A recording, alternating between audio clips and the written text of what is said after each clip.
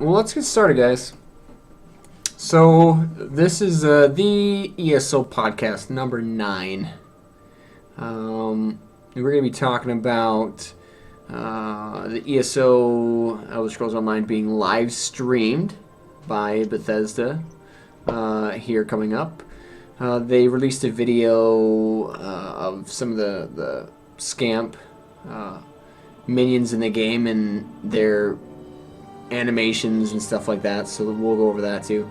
They had a Roleplay AMA article that they released a couple days ago, and then we'll do some more viewer question stuff. So we'll go right into it. Yay! Yay! Here we are again. Okay, so kind of like some big news, I guess. The Elder Scrolls Online gameplay will be streamed through Bethesda's Twitch channel on Friday, August 2nd at 1:30 p.m. Eastern Standard Time. So that is actually pretty cool news. I don't know how long they're going to stream and what they're going to do, what they have planned, but they're going to be streaming the game on their Twitch channel, which is kind of neat. I think that's something that a lot of companies are starting to go towards. I mean, look at what Firefall has done, with their beta and stuff like that, and getting the hype for that game out. They used Twitch in a very, very good way and started their own mini show, I guess, as far as their Firefall coverage has gone. So I think it's cool, and I'm glad they're doing it.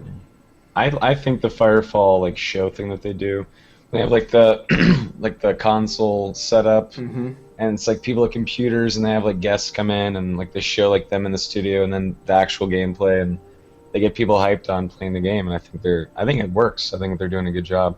Well, Twitch, the forum for Twitch is constantly growing and expanding. So, for game companies to not be utilizing Twitch as another marketing aspect is just dumb. So it's good to see that Bethesda recognizes Twitch TV as being an integral part of their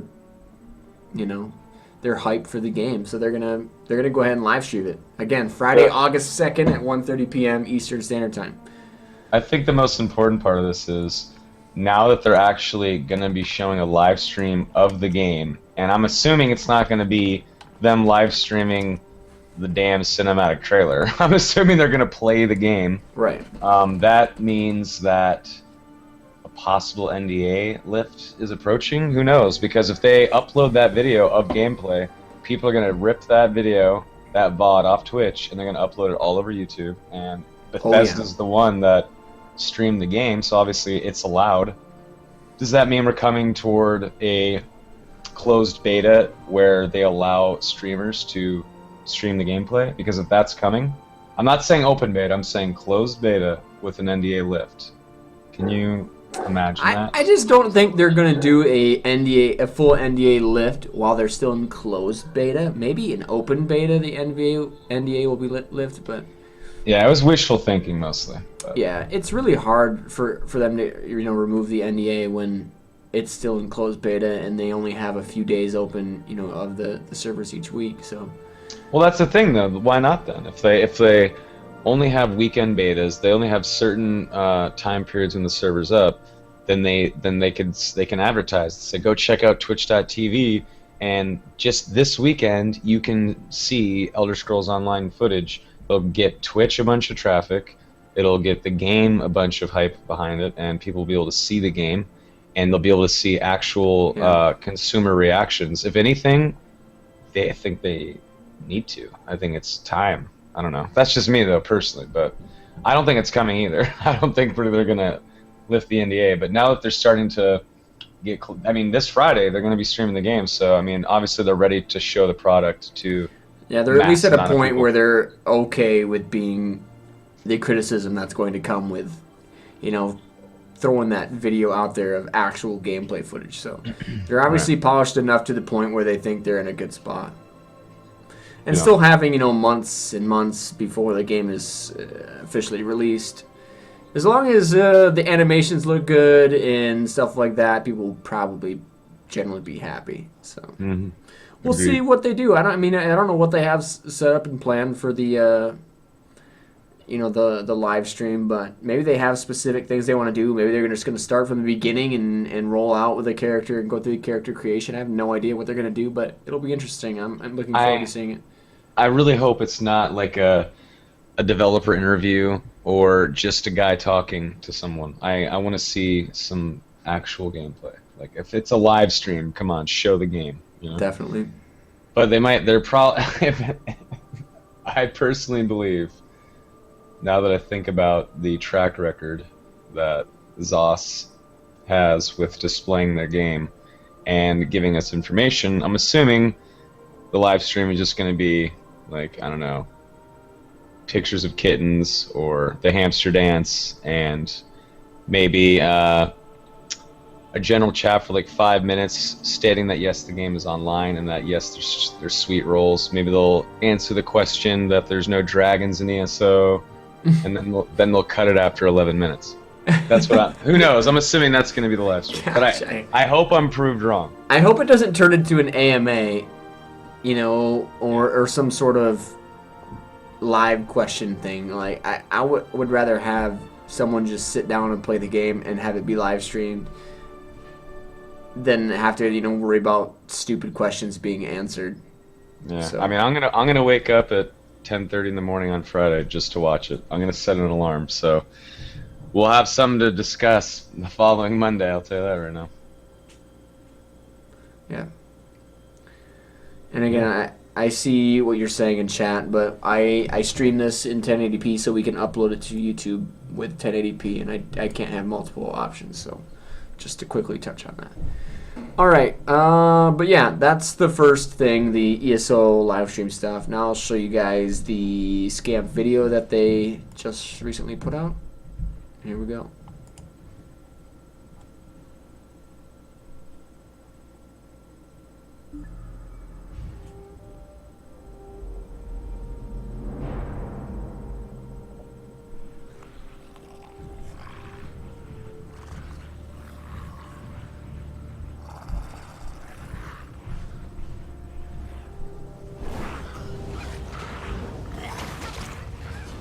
I think they're kind of cute, personally. Aww.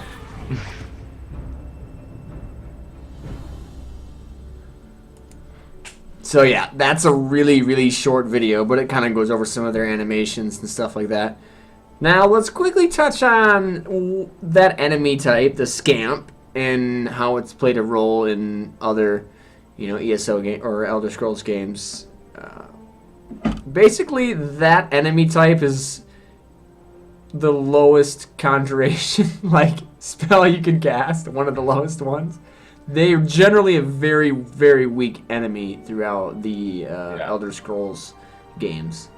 They've always been cannon fodder. They just run at you and you slaughter them as they throw little fire bolts at you, and they barely do damage. But in Elder Scrolls Online, and Scamps have been in several Elder Scrolls games. And I don't know if maybe all of them actually. Yeah, I think it's been there at least since Morrowind. Yeah, and they've always been pretty easy, but when I actually went up against them in the beta, they aren't little pushovers anymore. They're definitely tough. At least in the beta they were. They worked together really well. They did decent damage, and we all know that Elder Scrolls Online features intelligent enemy AI with the pack mentality kind of thing. Right. And when there was multiple Scamps together, I can't say exactly what they did, but they employed some tactics where I'd have to choose: do I run up to the one that's attacking me right in front of me, or should I go off to the ranged ones, or should I go off to that one that looks like he's channeling something that might do devastating damage? Like, I had to choose and decide which cog to break in the little machine that they were trying to churn out. Because if you don't actually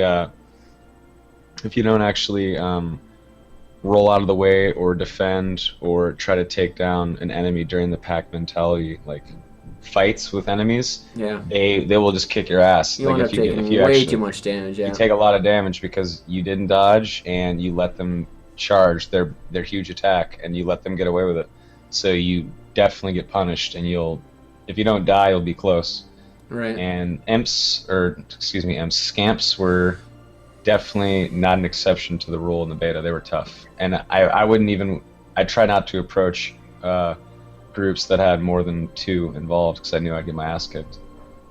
So they're tough, and I think the video, for some reason, I don't know why, but every time they come out with one of these videos that like shows like an enemy or something like that, and they use the in-game engine, it doesn't do the game justice. Like, it always looks degraded. That's because actually one of the comments that was repeated throughout the comment section of that video, was that oh really? I didn't even see that. Every video that they've been releasing, as far as, you know, gameplay or an enemy type thing, if you actually really look at that video too, the textures seem really low res, I guess. In-game textures look good. Yeah. Like, it looks good. First person perspective, when you get into it and you're in an inn or you're talking to someone, you look at them, everything looks pretty fucking good for an MMO. I mean, it's an MMO, so it's downgraded slightly, you know, it's a little bit, but for an MMO, it looks damn good. So yeah, but that was definitely a comment that I noticed throughout the comment section, was people talking about the low res look of it. Right. So I'm glad to hear you say fun, that it's better in game than what the videos are doing in Justice. Even like the comment anime. Remember that video that came out that showed like them people fighting like pirate mobs, and like one of the guys gets hit with a fireball and he like slides back really far, and it's just them cutting into each other, and it's like really floaty and whatnot. Yeah. I thought that was a mistake whenever they launched that video. I was like, and then a month later they fixed the floatiness in the combat so that it, you know, it had more impact, and like the sound design was better, so that it actually felt like good combat. But like a month before that, they decide to unleash a video to the world displaying combat with like their shitty floaty build, and I was like, ouch, you know, that's gonna make the game look really bad, and people were pissed, and they said, you know, it doesn't look good. Look at the floaty combat. Look at the animations. Right. But of course they fixed that, and then I feel like with the Scamp video, I mean, it looks subpar, but in game in the engine, it looks and feels good. So I don't know what the mindset is behind that, or if that's just what they have to work with, but it's weird. It's very weird. I think they'd benefit more. Honestly, I think they'd benefit more by capturing someone actually playing the game and fighting the mobs and just uploading that than trying to render some in-game engine video. And they should just capture the game. It'd look better, and people maybe that's why they're doing this playthrough here. The live stream? Yeah, maybe that's why. You know, they've been releasing these videos and getting some flack for it, so maybe they're like, well, we're to a point where our engine is running good, our textures are looking good, our animations are getting there, our spell effects are starting to get the detail that we want, so... Yeah. You know, that's a huge thing for me, too, is spell detail. I love when things just look nice, that they have, like, for my final project when I was at Full Sail, I did all the special effects for our game, and I actually got really, really, really good, like, reviews on the effects that I did, and I kind of know how effects work within video games using different, you know, effect building software. But that's something that's super important to me. Like, they should look really nice. A fireball should look like a fireball. You know, I am very, you know, critical when it comes to that stuff. Yeah, if you look in the first-person combat video they released, like a few weeks ago, we showcased it in the podcast. It shows the Dragon Knight ability Fiery Reach, where he throws that chain out and pulls the enemy up close. Yeah. I don't know if you slowed that down and like watched it, but it doesn't look very good. No, it doesn't. It looks clunky. It looks clunky. It looks shitty. I hope that, I wouldn't say, I mean, it feels good and it plays well in the game. And in third-person perspective, if you're far back enough in camera, it looks good.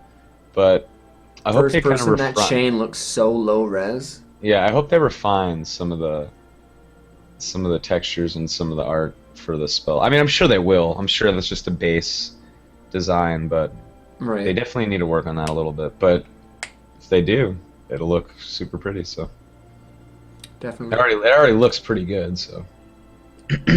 Well, hopefully, they got a lot of time, so Yeah, they're they do. going to be working on that stuff for sure. All right, well, that's kind of the Scamp thing. I guess some of the enemies basically that you've fought in other Elder Scrolls games, they might be a little bit different in the MMO version. They're going to be tougher. They're going to be more scaled towards your level, so they're not going to be a little run up and one-hit KO them. You have to do some work. So. Not at all, yeah. All right, the next topic, Roleplay AMA. Yes, there was an Ask Me Anything about role-playing in ESO. So we're going to go through this. There actually are some good questions in here that have relevance to people who might not even care about role-playing. But there's also a lot of pretty dumb questions in here for those huge RP people. So let's just go through this. I'll let someone take the first question. Okay, so this is the little opening paragraph they put out for us. Role-playing is an activity that we know many of you enjoy in MMORPGs. We've seen quite a few questions about how role-playing will fit into the Elder Scrolls Online. So we decided to answer some of them here. Read on to find out more. If you have a question for us, and you guys should definitely do this, by the way, buddy, so please send questions to community@elderscrollsonline.com. Community@elderscrollsonline.com, and we'll consider it for an upcoming Ask Us Anything article. Guys, go ask good questions. Maybe they'll take one of your questions seriously. But anyway, let's move on to the first question, which is, will the mega servers dedicated to PC/Mac players be one mega server for the US and one for the European Union, or will it be one mega server worldwide? Our community is worried that the friends they have made from either side of the pond won't be seen on their server. And the answer is, we do plan on having one mega server located in the US and one in Europe for PC and Mac players. But you won't be forced onto one or the other. That's important to know. You'll be able to play with your friends, but it is important to note that you may encounter higher latency if you choose to play on a distant server. So yes, you can play on the EU servers if you're an American dude or a Canadian or whatever, and if you are a French guy and you want to play with your American friend, you can. And you can decide what server you want to join. Right. And of course, there's going to be lag. Like playing US West Dota 2 servers and getting a bunch of Russian dudes that slow down the game. I don't know if you guys It's pretty know. standard stuff, though. I mean... Very standard, of course, but it's still important to know. Definitely. All right. Next question is, can you expand on any social functions such as player-created emotes or anything the likes / chat bubbles? We have a long list of animated emotes in the game that will add flavor to your conversations and interactions with other characters. And you can create your own text emotes with the /emote command, which is something that's kind of cool to talk about. Now they have a /emote command, so you can do your own text emotes, so you can do whatever you want if you're RPing pleasure. But currently, do they not have any plans for chat bubbles? So you'll probably just have the chat box in the bottom, and you'll have to see that. Did you ever play with chat bubbles like in WoW? I always turn them off. Playing that game for as long as I did, I'm pretty sure I probably had them on at some point, but generally I kept them off. Yeah, I couldn't stand them.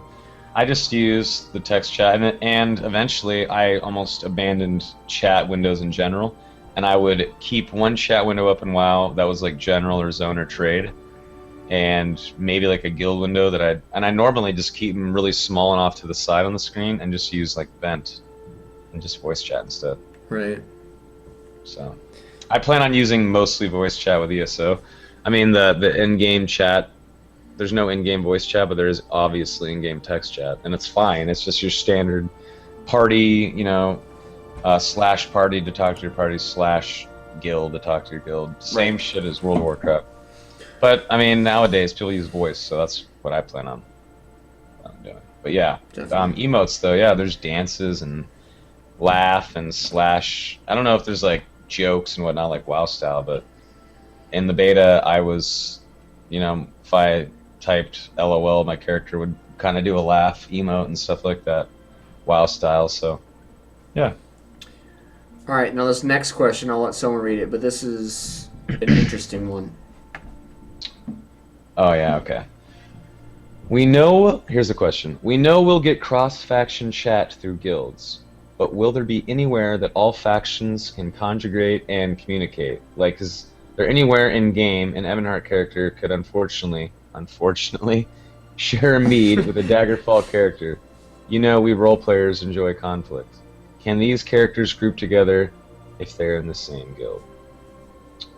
The answer is, though we haven't implemented areas expressly for this purpose, there's nothing stopping you from sharing a peaceful, if not tense, round of drinks with characters from another alliance in Cyrodiil, except maybe their allies. Though you can't group together if you're from different alliances, many of our social systems are focused on you as opposed to on one of your characters individually, and you'll be able to communicate across alliances through these systems.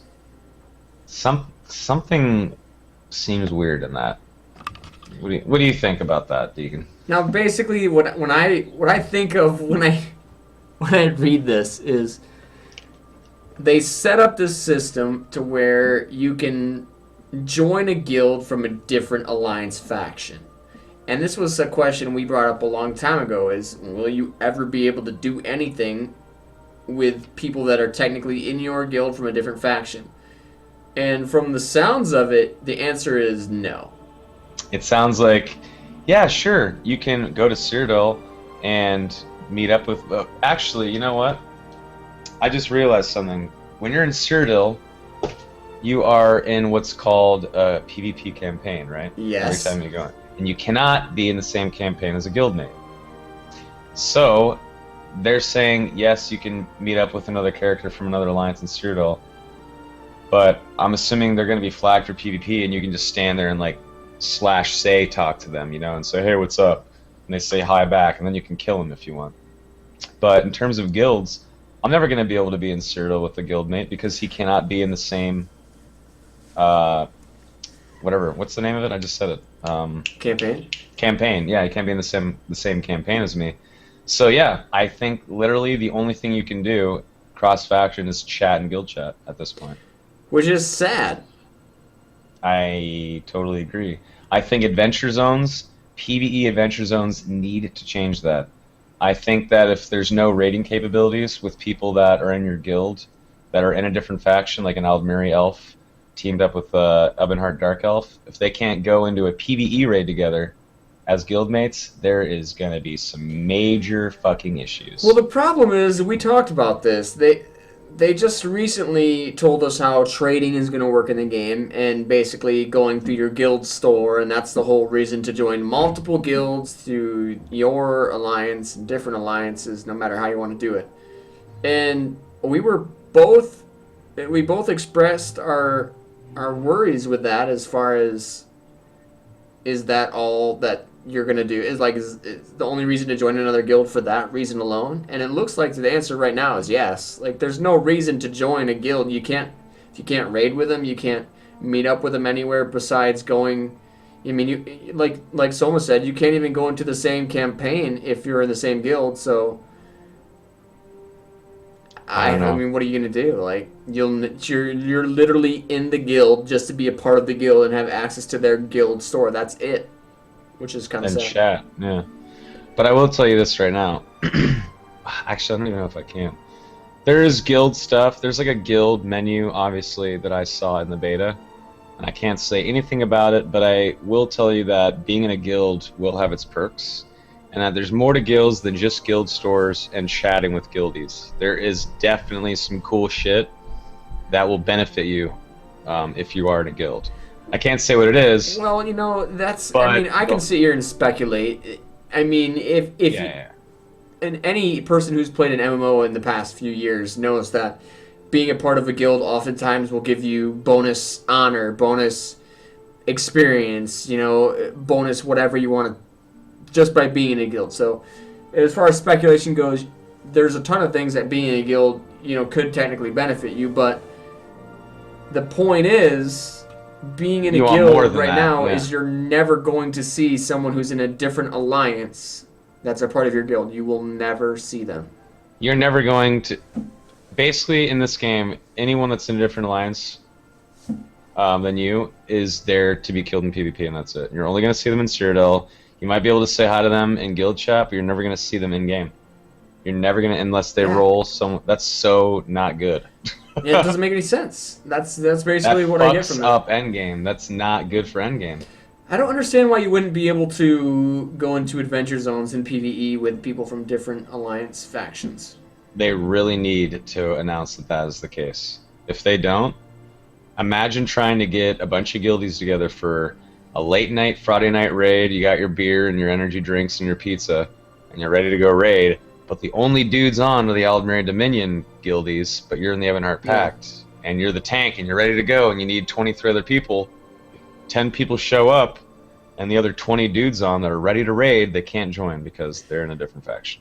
Yeah, that's That would definitely... break endgame. That's definitely a problem. Yeah, they really need to...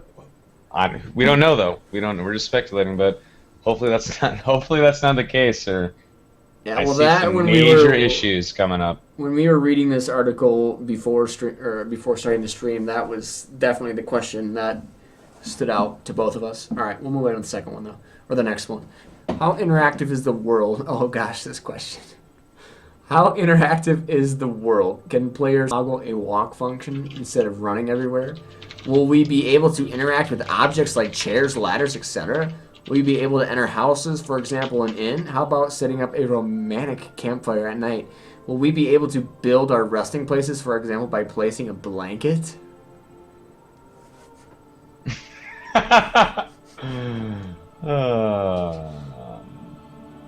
Okay, and what's the answer? I'm just trying to collect myself first. The answer is walking is already available, along with a whole new slew of emotes, which we mentioned above. You can enter lots of buildings, obviously, that you come across, but there are a few you can't, obviously.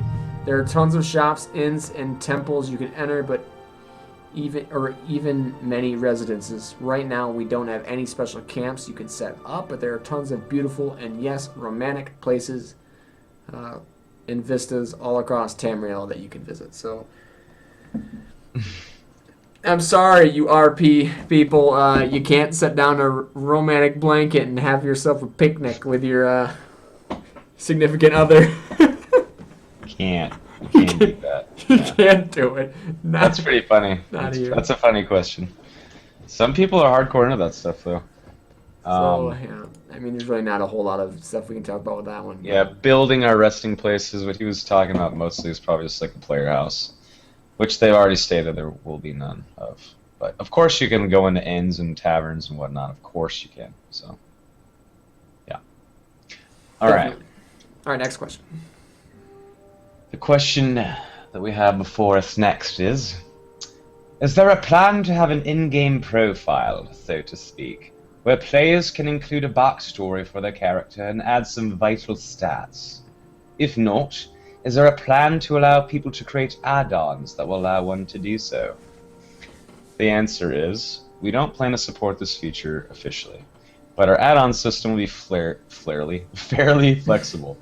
We know that the role-playing community is extremely resourceful when it comes to creating add-ons to enhance the role-play experience, and we're excited to see what you create. Basically, they're saying, if you want this shit to be done, make add-ons. We don't have time for this, but we want the community to make stuff to make the game better. Yeah. And they admit that the community, through mods, does generally make evolve, their game better. Yeah, evolve to the point where the game's better. So exactly. And I was just going to say, as far as this question goes, it's a pretty dumb question. But what they're saying that it stands out to me is that they have a very robust, flexible add-on system.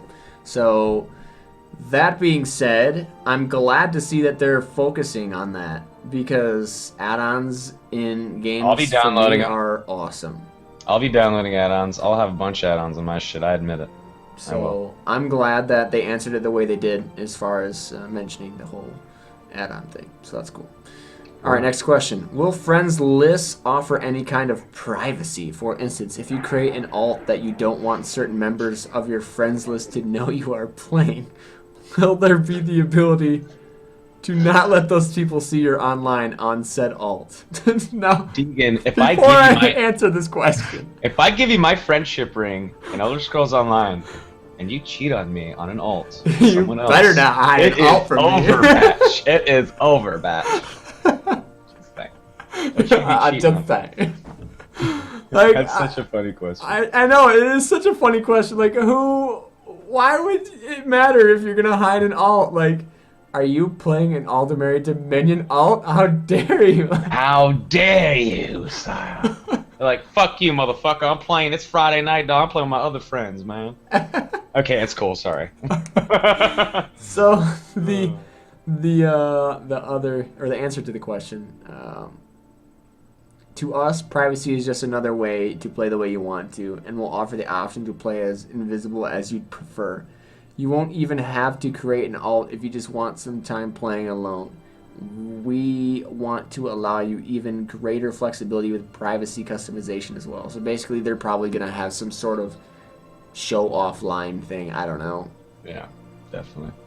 Or like apparently you can like go on the friends list and just show offline to like individual people. That's what the guy wants. It appears. I don't want this person to know that I'm online. I don't want my girlfriend to know that I'm playing. Oh shit. Hey, Brian. Yeah, what's up, buddy? But yeah, I think that was a funny question. That is a funny question. A lot of these questions in here, you know, while I'm happy with the way they're answering the questions, because they're definitely expanding on the question and giving us some more information that the question doesn't directly ask for, which is cool. But some of these questions, they're definitely from those hardcore RP players. All right, you can start with the next one. Okay. Question is, regarding armor/clothing customization, what's there to set players apart from one another? And the answer is, you can definitely expect to have options that will set you apart and allow you to customize your character's appearance. We can't go into great detail right now, but you won't be disappointed or end up looking like everyone else. Well, they said we're not going to be disappointed, so damn it, I believe them. That's all I have to say. I read it somewhere, so I believe it. Yeah. No, I'm sure there's going to be like we said, like dyes or armor kits or color kits, or I don't know, like you can add a spike to your pauldron or something if you go to a crafter that adds extra damage or health, or who knows? You never know. I'm sure they're going to have something along those lines or variations of what I've just said. Right. And I'm sure at least dyes or some kind of color variants will appear in the game. I practically guarantee that will be in the game. So yeah, pretty simple question for them to answer. There's going to be a lot of options basically for you guys to customize the way you look. Basically is what that comes down to. All right, next question. What will the weather be like in ESO? Will it always be the same, or will it change? Will we see a day and night cycle? And the answer, from snowstorms in Skyrim to rain showers over the moors of Glenumbra, you'll experience lots of weather as you explore throughout the day and night, which is cool. Did you notice that last question? Will there be dragons in ESO? I'm just joking, that's not actual.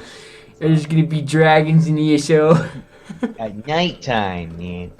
No, I mean, of course, yeah, there's going to be there's weather effects, and as I was playing in the beta, I noticed whenever I was in I can't tell you where I was or really what I was doing, but I was in a zone, and I noticed at a certain time of the day when I was playing, and I don't think that it's necessarily attached to like real time or anything like that. I just happened to be different times of the day. But like I was playing in the afternoon, and it was like really sunny and clear out.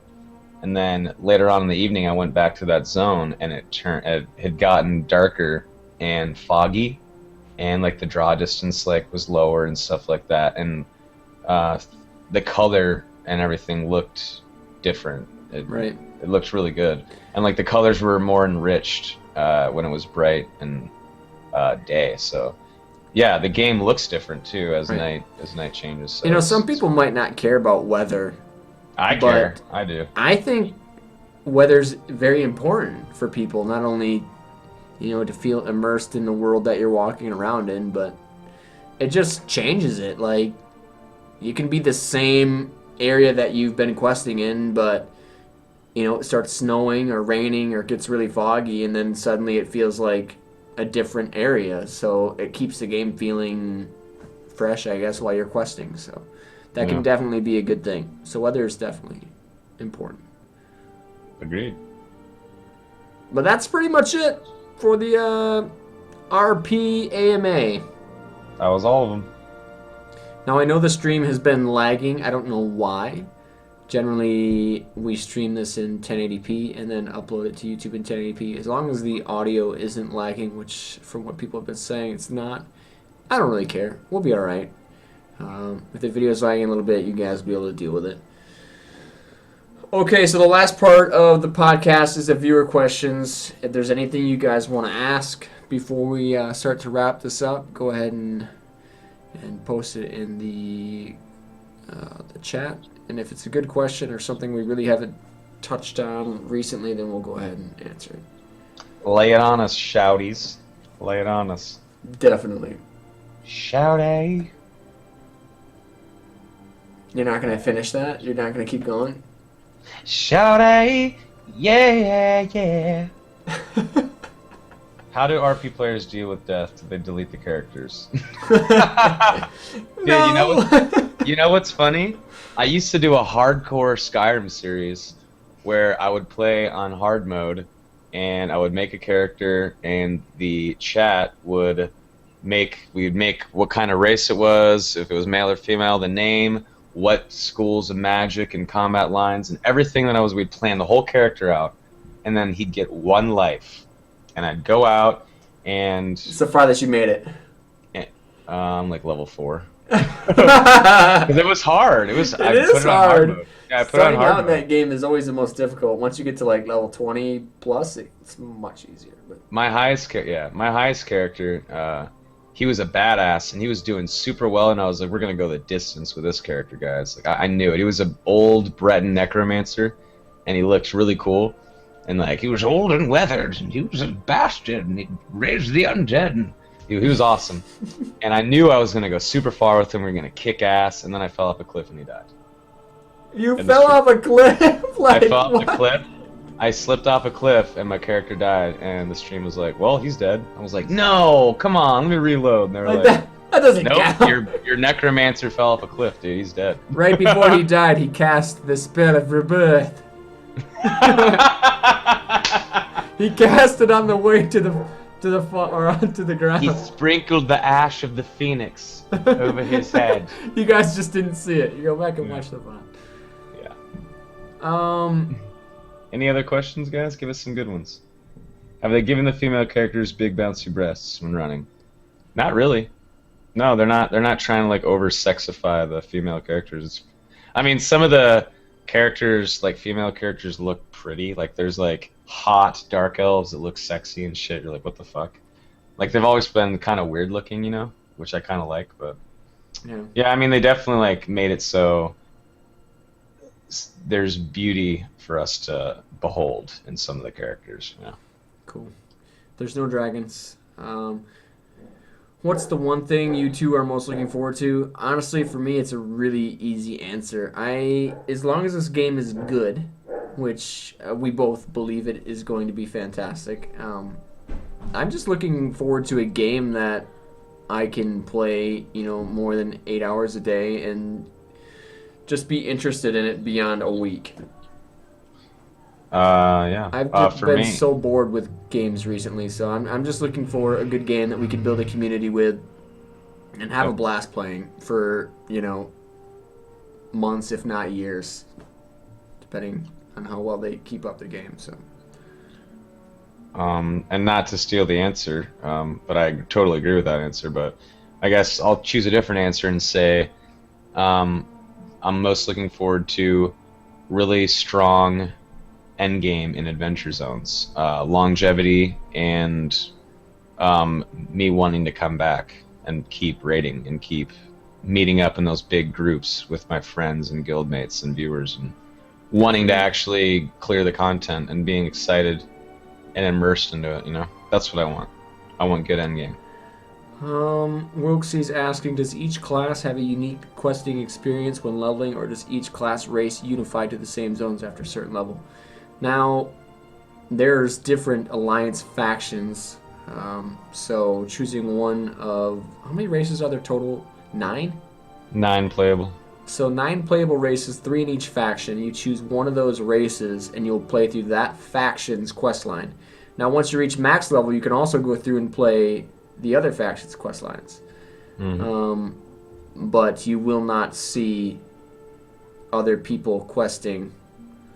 Or how does that work? You won't see other races questing in your area. Yeah, whenever you move on to the 50 plus and 50 plus plus zones, so think of it like this. It's going to be like normal hardcore hell mode, like D2 style, kind of. I guess that's like the easiest way to explain it. Whenever you level to level 50 and get to max level, and you completely beat all of your faction's areas, so let's say you're Ebonheart Pact, and you beat all of Skyrim, all of Blackmarsh, and all of Morrowind's quest lines, you're level 50, you're a badass, you're ready to move on and see the rest of Tamriel. You can then move to another faction and head to like Aldmeri Dominion's stuff. And there, other Ebonheart Pact members will be playing too. And I guess I think you're just playing the same exact quests and storylines as the Aldmeri, just as your character. And it's just a way of them trying to make the game longer. I don't know if the story changes, or if they make it lore friendly and they say the Ebonheart Pact has defeated the Aldmeri Dominion, they're slowly invading, and that's why you're actually in their countries. I don't know if that's how it works or what, but you can go into a 50 plus area where all enemies are level 50, like Nightmare mode, where in D2 they were like beefed up characters, right? But you were still starting from the beginning. But in this, you take all your badass gear you got in your first 50 levels, you take all your skills, go to the next zones, and you just play against really hard mobs, get better loot, and then after you clear all of that stuff out, and you've been level 50 for weeks and weeks, but you've gotten super uber awesome gear and you've cleared all that stuff, then you can go to the third faction's 3 countries and play all their stuff, and that's called 50 plus plus, and that is super hard, and that's supposed to be like hell mode kind of, or inferno mode if you're a D3 guy. Yep. And it's supposed to be super tough, and then there's also adventure zones and Cyrodiil you can play in game too. Now, what they have said though in the past is once you reach 50 and you switch alliances or whatever to go play the other alliance, you can't switch back to the one that you came from, right? I just want to make sure I'm correct on that. Right. So that's also something to think about. That breaks the world exploration. Yeah, it's kind of frustrating because if I want to start out, in Daggerfall Covenant, and then that's the one I want to play, but I still want to go through and do the other stuff, I won't be able to switch back after I try to go into the other. Yeah, that's frustrating. Yeah, let's say you're an Ebonheart Pact Dark Elf, you get to level 50, you defeat all the Ebonheart Pact stuff, you go to the Aldmeri Dominion, and you're in Valenwood, or Valenwood, where the Wood Elves are from, and you beat all that stuff, and you're hanging out in Valenwood, and you're like, you know what, I want to go back to Morrowind. You can't. You can't. Why? In last week's podcast, we went over a question, and the question was, if I were to walk from one corner of the world, Skyrim, to the very corner, southwest corner of Tamriel, which is somewhere in Aldmeri, I don't know where it's at, how long would it take me? And Paul Sage says, I don't know, but you should probably get a mount. That answer isn't pertinent to that question. It doesn't make any sense because you can't go back to another fact unless you level up to 50 first. Then you're like, okay, I'm going to ride my mount through the Ebonheart Pact zones. Then I'm going to switch to 50 plus to Aldmeri, and so I can keep riding. But then you're never going to be able to ride back. Yeah, it's going to be. It's weird. It's a divided and cut up world. Yeah. Instead of a World of Warcraft style continent structure where I can just go wherever I want at any time, it's going to be chopped up little zones and maps, Star Wars Old Republic style, and that sucks. All right. I see a good question from Hurricane. Is the game going to be with tanks, healers, or will it be more like Guild Wars 2? Now, there is a form of the Holy Trinity for Elder Scrolls Online. It's not 100% built that way, but you're going to want a healer, you're going to want a tank, you're going to want DPS. Now, everybody can go hybrid and be able to do a little bit of everything, but sometimes, you're going to need that dedicated healer that has gone all the way up that skill tree and is just dropping heal bombs, so... you have the freedom to build hybrid if you want, but I think generally you will see more of a Holy Trinity in this game than what they're kind of making it out to be. Yeah. Yeah, there's been no auction house confirmed yet, for sure. Someone was asking, too, if you've never played an Elder Scrolls game prior to ESO, what should you expect or look forward to, or should you go back and play the other games? Now, while I won't say you have to go back and play the other games are fantastic. I mean, Morrowind, Oblivion, and Skyrim were all great games. Morrowind's going to be a little bit harder for you to go back and play just because the graphics, as good as the game as it is, it's just harder to go back and play because the interface system is pretty poorly done. And It's just older. Like whenever it first came out, it was amazing. But then as the game evolves and things change, it's hard to go back to those it's like ditching your cell phone and your computer right now and then just grabbing a pen and paper and like writing your question and then mailing it to Deagen for the podcast instead of just typing in the chat room. It's like you're going back in time, Yeah. and utilizing older shit when you don't have to. But at the same time, Morrowind is such a great game because there's so much more freedom in that game to do what you want, build how you want. There's so many more stats to put your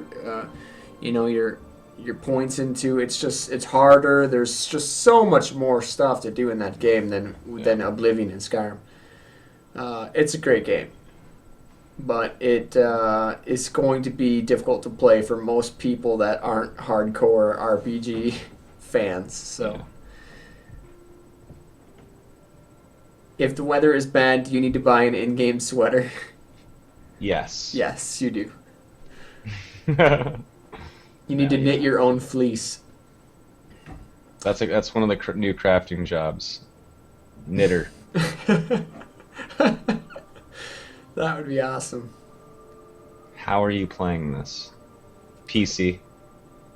We will be playing on the PC, yes. Will there be perks to exploration like jumping puzzles or datacrons? They have said that there is something that you're going to... I don't know. Do you remember exactly what they called it, Soma? Called what?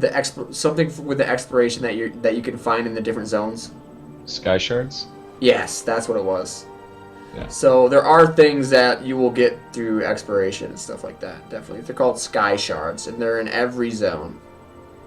There's tons, yeah, and they're so important. Like I was playing on my character in the beta, and I was really far from leveling, and I really wanted to try out this skill that I wanted to unlock. It was whenever you level up skills in ESO, at a certain point, you can morph the skill, and it branches off into two different paths, and you can pick which path to take, right? And I was to the point where I could morph a skill, but I needed to level up to get my skill point. Right. And it was gonna take forever, and I knew it, and I was trying to grind, but I knew it was just gonna take at least an hour. So I was like, you know what? Screw this. I'm just gonna go explore and try to find sky shards instead. So instead of like grinding mobs, I went out and explored, and like within 10 minutes, I only needed one more sky shard. I had 2 out of 3 that I'd collected previously, and I only needed one more to get a skill point. So I was like, shit, I'll just do this instead. So I went off and explored and like just checked out the zone and like was sneaking around mobs instead. I just changed my playstyle for like 45 minutes, 30 minutes and snuck around. But I ended up finding a sky shard within like 10 minutes, was able to morph my skill, and yeah, that was another way for me to kind of level up and change my character without having to go grind. And then I was having so much fun exploring that I kept actually Obviously I tried out the spell after I morphed it for a few minutes, but then I went back to exploring and being stealthy and trying to avoid mobs just for fun, and I found 3 more skill shards and was able to level up another skill, so it was awesome.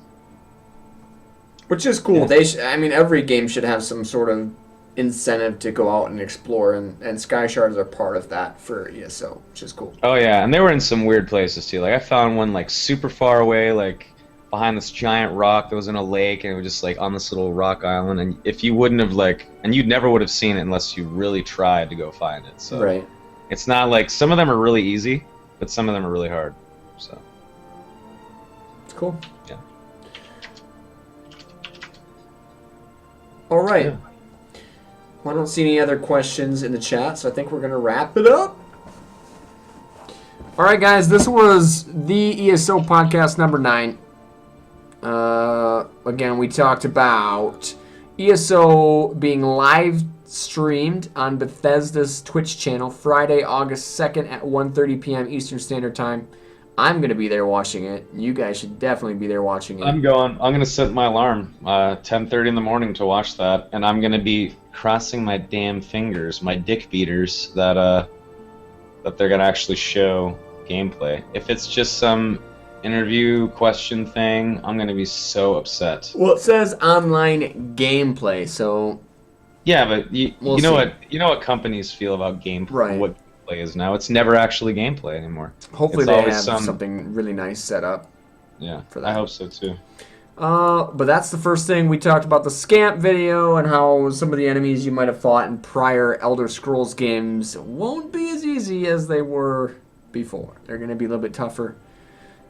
We talked about the Roleplay AMA. We went through all the questions in there. And again, the big chunk of information from that we pulled was the fact that if you have people in your guild from another alliance, you will probably never see them.